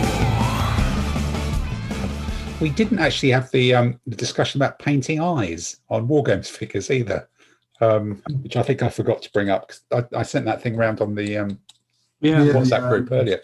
Is this something anybody does? I have done for character figures. So even I've done you, a couple of Tamsin, times on only character do it for 28 character mil. figures. Yeah, even then I did it on a few, and essentially mostly I've stopped doing it unless there's a I think with painting good eyes, reason for it's doing it. putting a shade in so they look darker. I think Yeah. that looks exactly what you need. I mean, because look at a normal person. Walk away from someone and see how far away, how big they still are, that you can't actually see the whites of their eyes, literally, before. And it's like not very far. Well, at all. don't put down Zulu. No, definitely not put down Zulu. No, because there was I saw Hold your something. fire, don't shoot until you can see the whites of their eyes. What? Yep. about 2 yards away. Yeah. Exactly. There you go. Yes. No, because I saw, I read about somebody's technique on Lead Adventure this week, and they were saying they do like a black stripe and then get like a pin and do the white either side of it. So they don't do white and then put a dot in it. They do a black thing and do that. And it sounded almost easier, but it's so difficult. Even looking at these normally Victrix 28mm figures, it would be very, very difficult to paint eyes into them, and you just don't see them unless that's maybe our advancing the other age. bit when painting eyes, don't use pure white. Okay, because we're all slightly red-eyed about it, or Use an off-white. Best colour I found is actually Vallejo deck tan. fake tan. Deck tan. Vec, Sort of greyish, slightly greyish white. slightly grey. I used to do eyes when I was painting up the Pathfinder stuff, like Suns on Reaper miniatures. Yeah. And it was basically doing the white and then trying to put a line in for the eyes. It was hard, so they don't end up like that. That was the hard bit, trying to get it so they're not sort of boz eye. No. Yeah. One side or the other.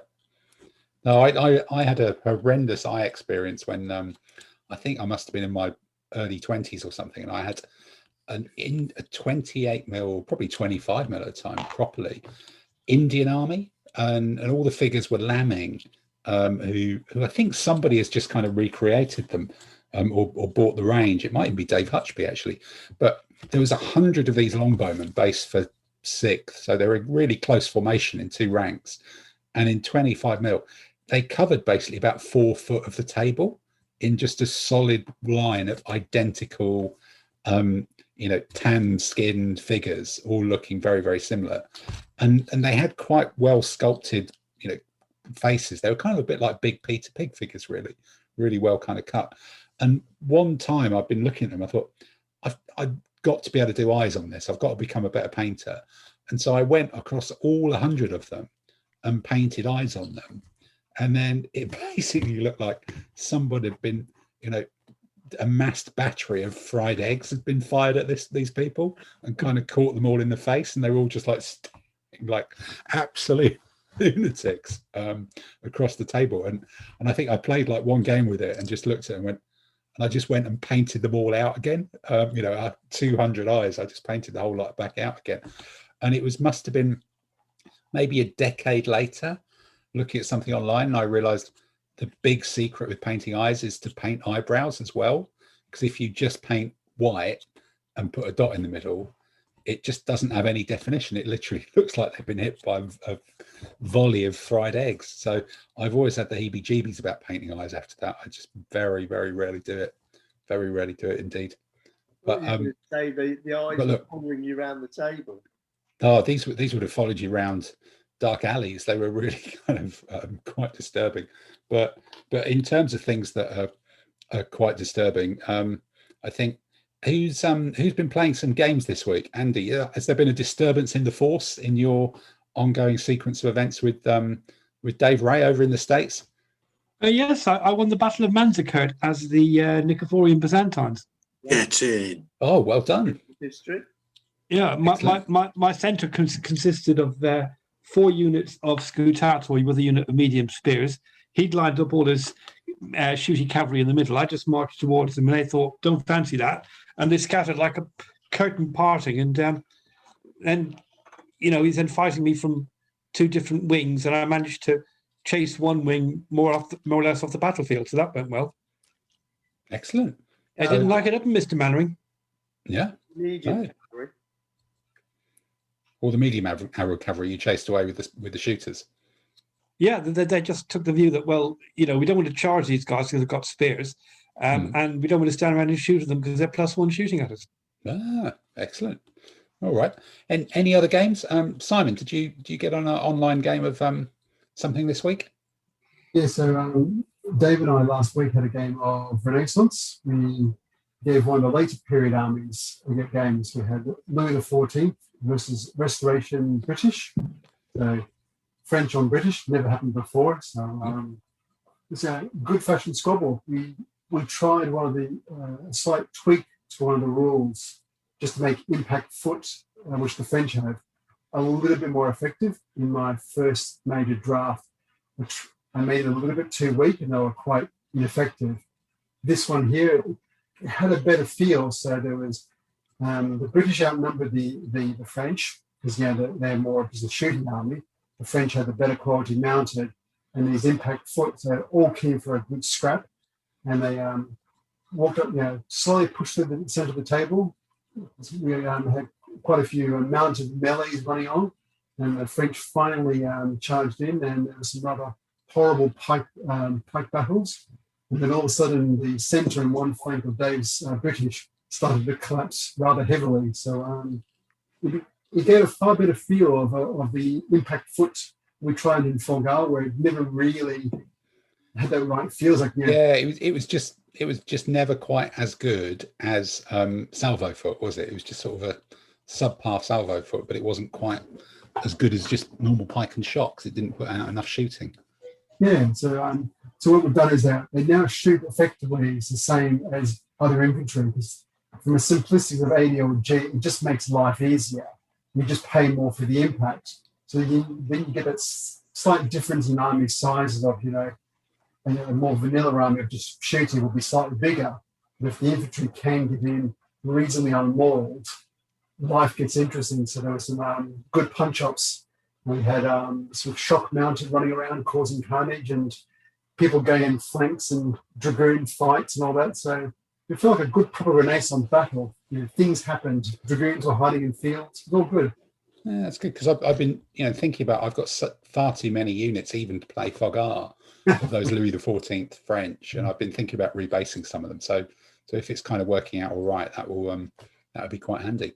Yeah, I've had a couple of games. We've had a few games now of Louis XIV, later Austrian, so the later Austrian versus Poles, those type of armies, or the very late armies, League of Augsburg. And you get some interesting feelings because one of the things that always bugged us in Forgal was, especially the later period, it basically came of who can get as many infantry down with regimental guns and an inspired commander, and you basically can't break the army. Yep. Boring.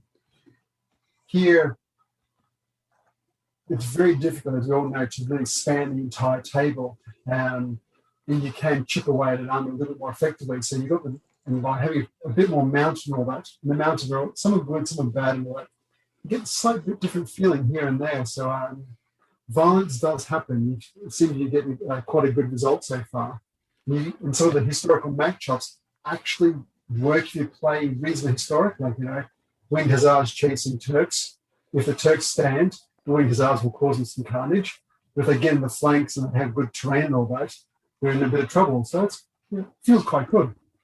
Good. Well, I was thinking, should I do that? And then I suddenly thought, oh my God, that'd be even more rebasing. That might have to wait for a bit. I need to actually paint some damn stuff, really get something kind of properly done. Okay. All right. Well, look, that's this week's Battles Played. This means war.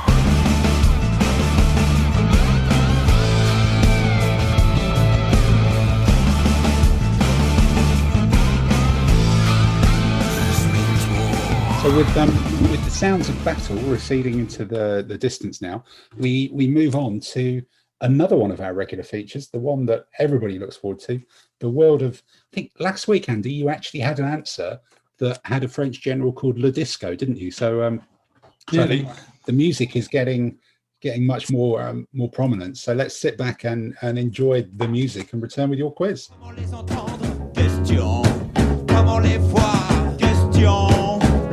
Est sans fond, question.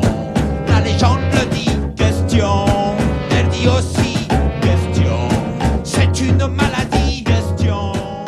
So, Mr. Finkel, hit us with last week's music. No, not musical. I'm trying to remember the name of the theme last week, but last week's cross-channel. Last week's cross-channel thematic questions and answers. Right. The first question was, who, commanding an army for the first time at the age of 70, beat the invading French army in a battle at Lincoln? I suspect Tamsin knows the answer, but does anybody else? Lincoln fascinates me. That's I didn't even know there were battles up there. But who would it be? The Earl of Pembroke, William Marshall. Correct. So what war? When? What? How did that all happen? How did this pass by? Second Barons' War. It was 1217, where they basically the barons had got King John had done Magna Carta and gone back in his word, and they got some of the barons got fed up of him, and I think they invited the French in to invade. And at one stage, a French army turned up at Lincoln, and Sir William Marshall fought and beat them, and that helped to restore King John to his throne. At that point, Lincoln's not wildly close to the coast, is it? He's an amazing character, William Marshall. He was the main knight of England for a long time. He's almost got to the crown, I think, at one point. Yeah, he developed Chepstow Castle into what it was before it got ruined, basically. But he built a lot onto it. And today, well, it wasn't 1218. Yes. Yeah. A National Trust site was. He was the knight who won all the tournaments. That was his claim to fame as a kid when he was young. So, how big was this battle at Lincoln then, though? Is it, because it's my home county, but I'm just fascinated that there was a battle. Probably about what, 5,000 aside type of numbers. Yeah, Okay, I think so. It's actually the second Battle of Lincoln. Was it? One. My lord. Okay. And we'll have to dig out and see which ADLG list would work for that. Then maybe that's a future podcast or something like that. 1250 in the French. All right. Okay. So that's the first one. Sorry. Let's get back to the answers. Hit us with the next question, Andy. Right. The question was, what unique honour was conferred on British double agent Eddie Chapman after he returned to his German spy master in France after a mission in England? Iron Cross. That's right. Wow. He was the only British citizen ever to be awarded the Iron Cross. Did when he was a double agent, which one did he like the most? Was he actually one of ours, really, or one of theirs? He was one of ours. He was, yeah. All right, he was a double agent that way. Okay. Yeah. They have been a both agents. Yeah. Okay. All right then. And the final cross channel, right. Underlaid by customs question and answer. We shall fight them on the beaches, said Winston Churchill in 1940. England has been invaded by armies on several occasions. How many times did the invaders have to fight their way ashore? 1, 2, or 3? I think it's 1. I can only think of one. Which one's that? Julius Caesar. That's right. That's the one. Okay. All right. All the others have been unopposed landings. Yeah. Couldn't be bothered to fight. Yeah. No. Right. So this week's quiz is called. Was the what about the French one? Which French they one? landed in Wales. They got beat up by the locals. Fishguard, they didn't have to fight their way off the beaches. They got in, and then the women in Fishguard sent them. They got beaten up by the women. Yeah, no, they came ashore, went to a pub, got a bit pissed, and then some of the local ladies turfed them out and captured them. That's not an invasion. That's a stag night. Yeah, imagine nowadays they would have invaded Latvia, wouldn't they? Yeah. The Welsh stag night. That's what it was. Oh God, yeah. Gagging and a dripping. Gagging and a dripping. Yeah. From the hills. Yeah. Down there from the valleys. Oh, that woman that run that B&B, she was just crazy, wasn't she? Was that the B&B? Are we talking about the B&B in Cardiff, where we kind of, I think I had to inch the car down this really narrow, place and reverse it into their car park, and we got there sort of 6 PM, and we were all getting the stuff out the car, and the woman said, "Is that everything out your car?" And I said, "Oh no, I'm going to pop back and get my bag." And she said, "You better get in now because I'm going to let the dogs out in the yard."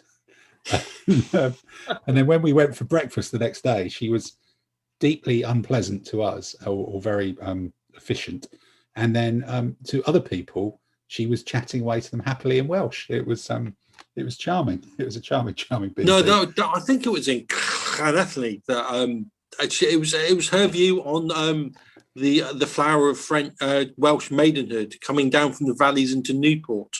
Oh yes, no, that was the one that we stayed in the countryside, wasn't it? That was it was in Usk. It was when we played in Usk, but we stayed in wherever's the foodie place. that's sort of up the river from it. Yeah, a gagging and a dripping.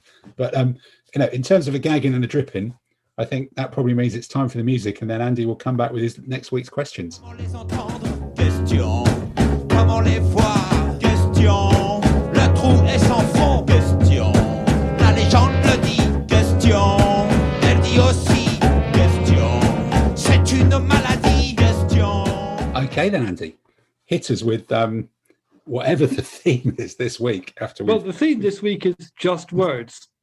So, question 1. What does the term hoist on his own petard literally mean? Okay. Question 2. In World War II, what was a Tommy cooker? The answers, please. Yeah. And question 3. What is the literal original meaning of the term deploy? Wow. Okay, well, that's a question for even. And it's not a theatre production in the West Midlands.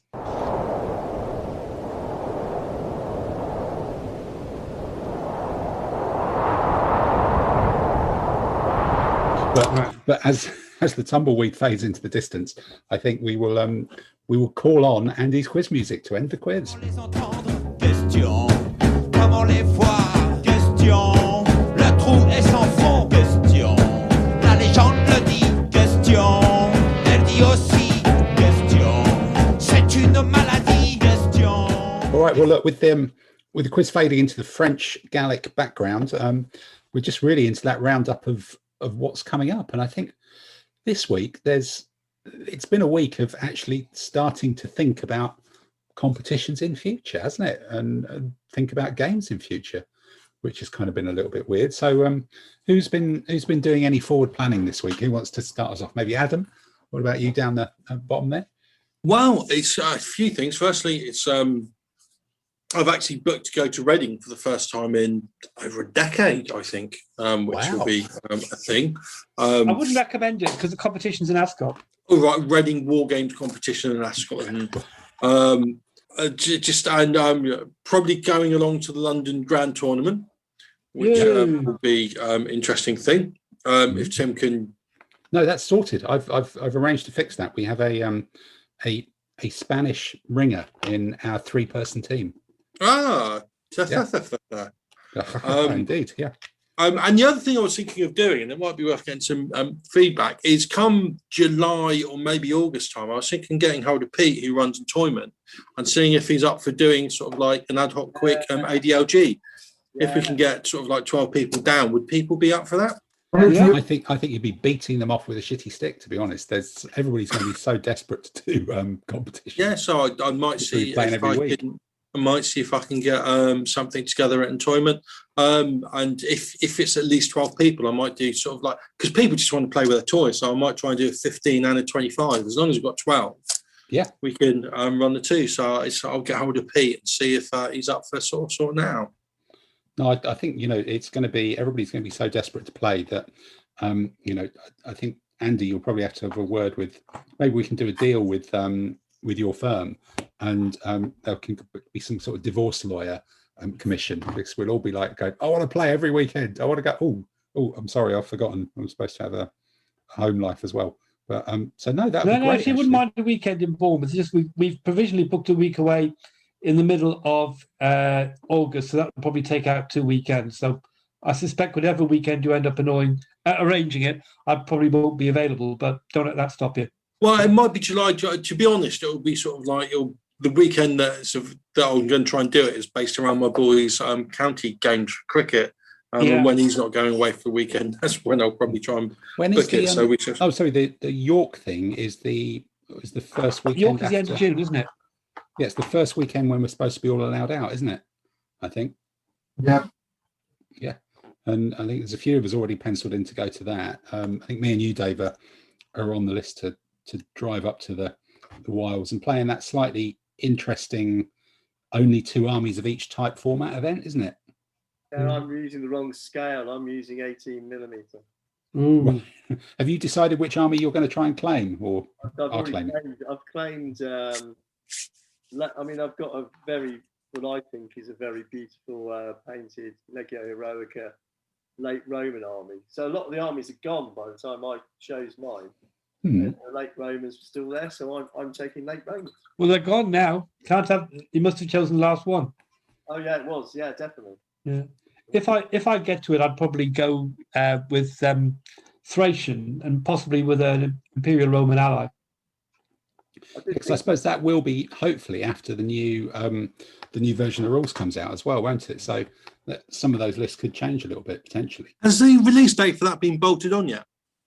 Not yet. Not yet. It's not quite I something. thought about taking my Frankish army from lockdown painting, and then I thought, Which one? Which Frankish army? You got so many.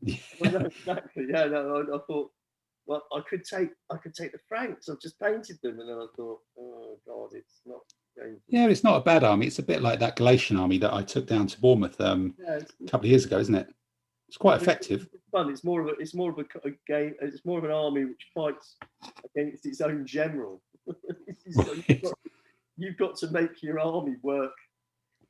You know, the enemy doesn't actually matter because it's you against your own army. Yeah. I might do another biblical army for the London GT. Well, Are you doing biblical in that theme, or is that Hubert? Hubert, I think, is going to do the step.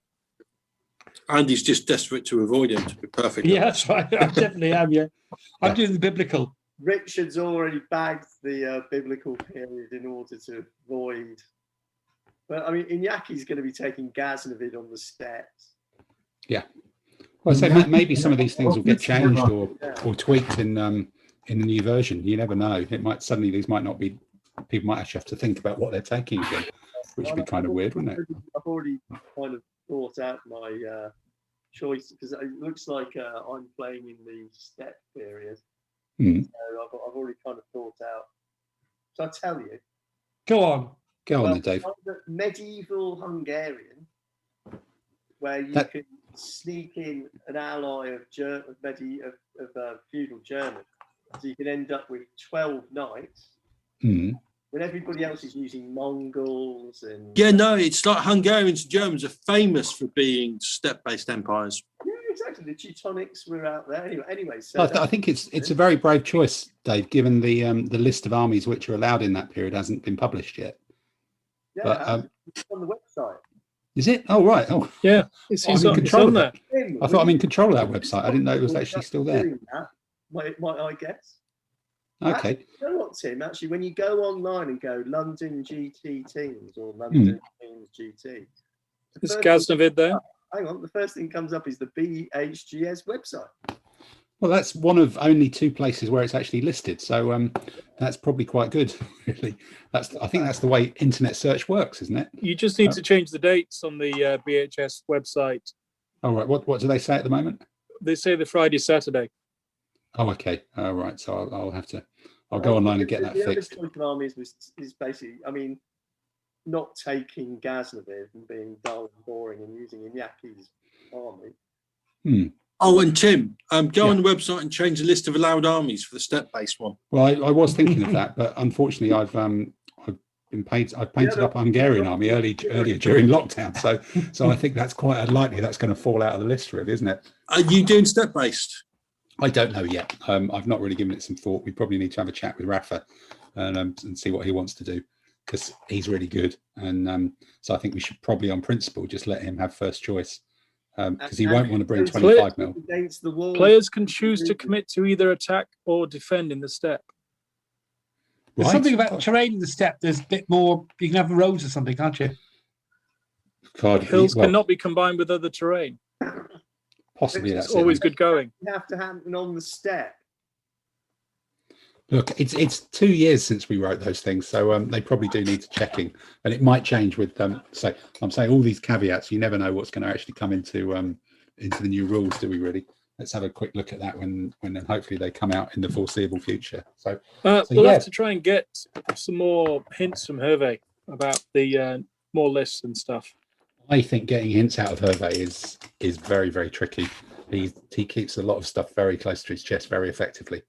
That's the secret. But it's great to be able to actually plan some events going forwards. I think I'm I've accidentally bought some more Persian cavalry from Dave Allen secondhand, so I've got some more undercoating to do and some more shield transfer stickering to do.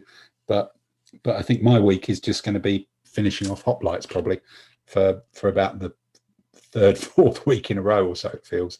So Adam, are you going to stick the right stuff on the bottom of your bases, and when they're done, is it going to be full steam ahead with ships? Done. It's done. To finish the army, all I've got is a 4 light horse, even though they're wearing armour, the 4 cav and the wagon to do. So I'm hoping that. Well, I say I'm hoping that'll probably be done this week. A week ago, I said it'll be 2 or 3 weeks. It's my birthday tomorrow, so I'm not going to be overly enthusiastic about painting, but hopefully it'll be done in this week. But if not, it'll be the week after, and then I'm going to be doing some ships because it's like I'm getting sick of painting 28mm figures, to be honest. Yeah. What ships? What era? Ironclad. You should have done 25, Adam. No. Well, this is the thing. These are ships, so it's a bloody scale. The 1/1250. Okay, they are a scale. Naval war games can do scales. You've got 1/3000, 1/1250, 1/6000. You know what I mean? It's like it's not hard. Well, it's just easier to get the actual length of the ship and then divide it by a certain number. Yeah, it's easier to get the length of a man and divide it by a certain number. 1/72, 6 foot 1 inch. There you go. Bish bosh. That's done. All right, so that's your week ahead. Simon, what have you got on your painting table, or painting or shopping plan sometimes? No shopping. I'm trying to be vaguely good. It's all about Alexander the Greek and hoplites. Excellent. So he's Macedonian. He'd be very upset. Yeah, keep all of the Macedonians. Dave, you sound like you're within touching distance of finishing these other guys, don't, by the sounds of it. Yeah, well, I mean, I think there's still at least another 2 weeks. My next week, hopefully, is dealing with job applications and job interviews. I'm in touching distance. You never know. Oh, good luck with that. Yeah. Good luck with that. Yeah. Andy, I think you've been saying that you're. Is it finishing? Will the skeletons end this week? That's optimistic. I reckon 2 to 3 weeks, but possibly a bit less. I'd rather say 2 to 3 weeks, and then after that, I think I'll switch to something 15mm, possibly the Thracian cavalry, just in case I go to this York thing. I did see something dropped into my inbox today, which was Osprey apparently are having a sale of a lot of their campaign books. I didn't look through it, but I just saw it existed, so I can share that with you guys if you're interested. No, that's always worth having a look at. Yeah, definitely. worth it. Yeah, a quick punt at those. All right. Tamsin, what about you? Will the 6mm rebels be finished? For cavalry, yeah, I should get those finished this week. This doesn't look as though there's going to be as many distractions as I have had. Yep. Unless O Group draws you in to do some shopping. Yeah. So should get those done, and then it's just the odds and sods to do with the rest of it. So some artillery, some dismounted cavalry, some limbers. Excellent stuff. And Peter, you going to carry on huzaring, or is there something else? Yeah, a bit of winged hussars. I've worked out I've got 16 of them. That's not too bad. Is that 16 bases? No. 16 figures. 16 horsemen. Yeah, that's about the right number. 5 units in the commander. Have you managed to lose some since 2 weeks ago when we picked on you for having bought too many? Then I thought worked I got more. What's an acceptable number? Yeah, I thought I'd got more. So I might have to go hunting, but at the moment I've got 16, unless they've gone walkabout. But you know what's going to happen, guys? I've got 16, and he's going to paint them up. In a month's time, he's going to say, "Oh, I found some more." Yes, I think that might be guaranteed. But then it's sorted out about this biblical army for the GT one. Because having a look at that, because I might go and do some Assyrians or something. Some chariot purchasing. Boring. Gotta have some chariot. But if you're gonna have a chariot army, you might as well have a chariot army. Yeah, well, you have the Hebrews. You have all sorts of fun allies with them. You can have Meshvesh. That's not serving the main army very well, though, Andy, is it really? The best thing about them is you can have the Hebrews. They're shit, but they've got some nice friends. They've got some great allies. No, you can have 4. You can have up to elite 8 heavy chariot impact, of which 4 can be elite. Okay. That's like biblical equivalent of knights. So is that what you're going to be playing then, Andy? Yeah. Sounds compelling. Definitely sounds compelling. All right then. So so I think with that kind of fills us with an agenda for the next week. So we will sign off now, and we will return in a week's time with the latest update and with the next ranty episode of I'm sorry, I think you're an arse, and the answers to Andy's quiz. So goodbye, everybody. Goodbye. Bye. Goodbye. Yeah.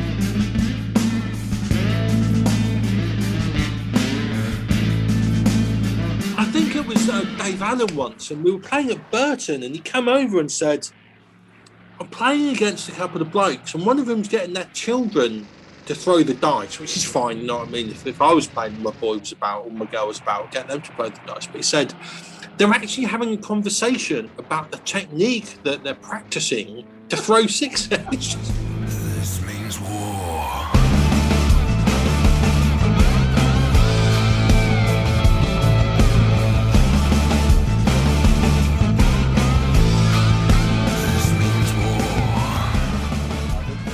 There's two of me. There is. He cloned himself and he's back again. Yeah. Well, that's weird. Where were we? What were you saying?